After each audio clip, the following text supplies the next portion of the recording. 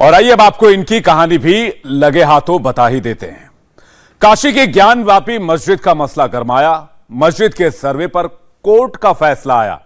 अचानक हैदराबाद के ओवैसी भाईजान औरंगजेबी हो गए और छोटे भाई अकबरुद्दीन औरंगजेब की मजार पर फातिहा पढ़ने चल दिए और बड़े ओवैसी हैदराबाद में ताल ठोकने लगे कि बाबरी मस्जिद गंवा दी, अब औरंगजेब वाली मस्जिद नहीं गंवाएंगे।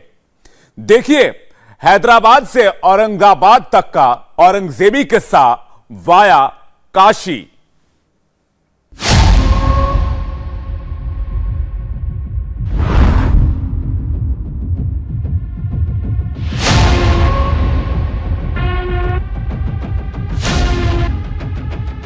अल्लाह की राह में जब शहीद होते हैं ना तो गुस्ल की जरूरत नहीं है, डायरेक्ट जन्नत में जाते हैं, डायरेक्ट जन्नत में जाते हैं। जन्नतों की जन्नत कौन सी जन्नत? सबसे अव्वल जन्नत जो है उसमें जाता है शहीद होने वाला, और अल्लाह उसके पास आता है और उससे पूछता है, बता मेरी राह में शहीद होने वाले तुझे मेरी जन्नत कैसी लगी? तो आपको मालूम वो अल्लाह की राह में शहीद होने वाला क्या बोलेगा? मालूम है आपको? वो अल्लाह की राह में शहीद होने वाला कहेगा कि अल्लाह तू मुझे फिर से दुनिया में भेज ताकि मैं फिर से तेरे राह में शहीद हो सकूं, क्योंकि तेरी राह में शहीद होने में जो मजा है वो तेरी जन्नत में भी नहीं। बड़े ओवैसी तो बड़े ओवैसी, छोटे ओवैसी सुभान अल्लाह। जी हां, औरंगजेब की विरासत पर इबादत और सियासत दोनों शुरू है।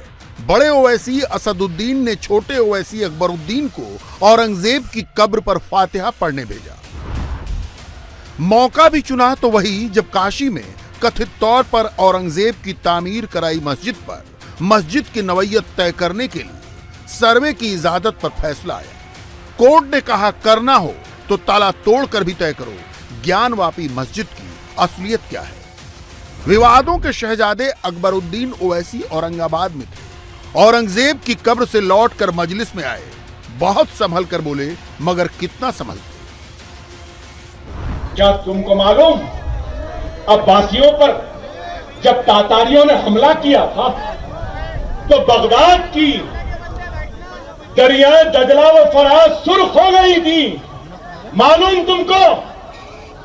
इराक बगदाद की दरियाएं दजला व फरात लाल हो गई थी और ऐसा कत्लेआम हुआ था। तुमको मालूम कितना हुआ था? मालूम कि मुसलमानों की कटी हुई गर्दनों की बुलंदी कुतुब मीनार की बुलंदी से ज्यादा थी। बगदाद में लाशें सड़ती थी तो सड़ी हुई लाशों की बदबू मराकश में आती थी। मतलब दिल्ली में लाश है तो लाहौर में उसकी बदबू आती। लेकिन क्या इस्लाम खत्म हुआ? अरे आज अगर कोई ये समझ रहा है कि तू हमको डराएगा और हम डर जाएंगे, नहीं, हम डरने घबराने वालों में से नहीं है। और ये औरंगाबाद है और ये अल्लाह की सरजमीन है। क्या आप डरेंगे? घबराएंगे? मायूस होंगे? कभी नहीं होना। मायूसी कुफ्र की निशानी है। तुम्हारा अल्लाह तुम्हारे साथ है। अगर ऐसा वक्त आएगा तो बेफिक्र रहो, मरने वालों की फेहरिस्त में सबसे पहले अकबरुद्दीन ओवैसी होगा। इसी औरंगाबाद में 11 दिन पहले राज ठाकरे की वो मशहूर रैली थी जिस रैली में राज ने मस्जिदों से लाउड स्पीकर उतारने का चैलेंज दिया था। अजान के आगे हनुमान चालीसा पढ़ने की चुनौती दी थी। इसी औरंगाबाद से महाराष्ट्र में AIMIM का अकेला सांसद है। जैसी उम्मीद थी वही हुआ। अकबरुद्दीन ने नाम लिए बगैर राज पर हमला बोला। तुम्हारी हैसियत नहीं कि मैं तुमको जवाब दूं।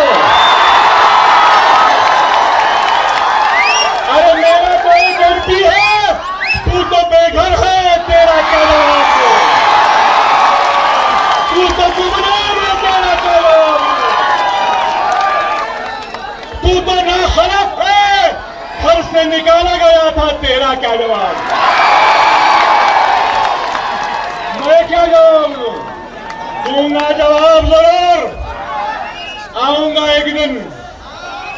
शाम खास मैदान में बहुत जल्दी आऊंगा।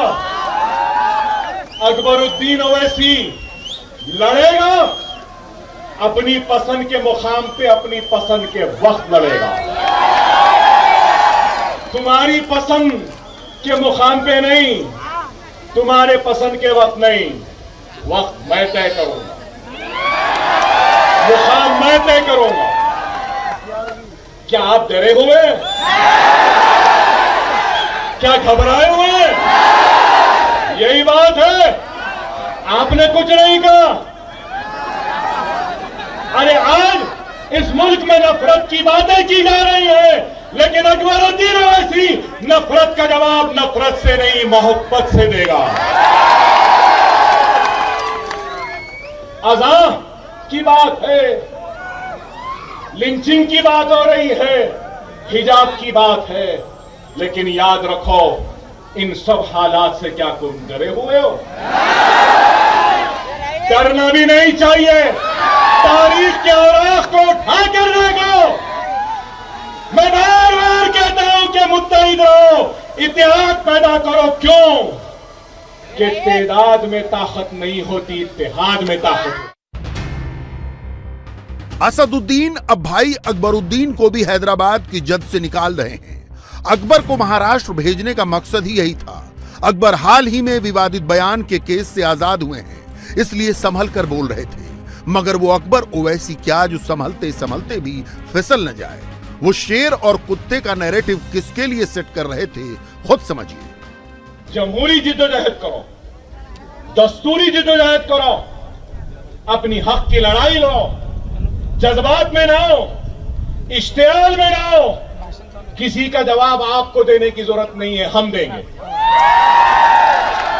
मुश्तइल होने की जरूरत नहीं है, जज्बात में आने की जरूरत नहीं है, कानून को अपने हाथ में लेने की जरूरत नहीं है। बेफिक्र रहो। नफरत करने वाले 40% वोट तो ले लिए, लेकिन वो भूल गए कि 60% आज भी इनके साथ नहीं है, वो हमारे साथ। आएगा हर एक का जवाल, हर एक का जवाल आता आएगा। खुदारा नौजवानों से कहूंगा कि जो भी होने दो, जो भी का छोड़ो, मैं तो कहूंगा जो भी कुत्ता जैसा भी भौंकता है भौंकने दो,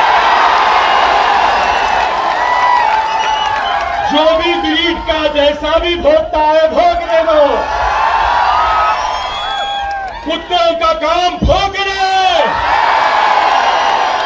शेरों का काम खामोश चला जाना।